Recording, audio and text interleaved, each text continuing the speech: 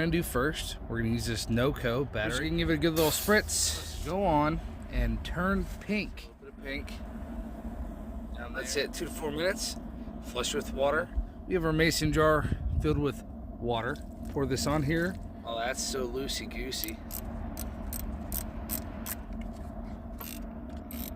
This little tool right here that comes with the kit. Pop it on this terminal.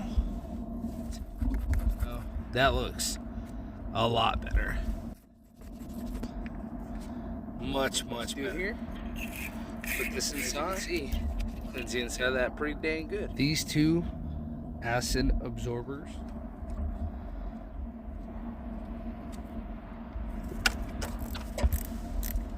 You definitely don't want to over tighten these. This NCP2. I'm gonna charge this battery up for a day and get it started.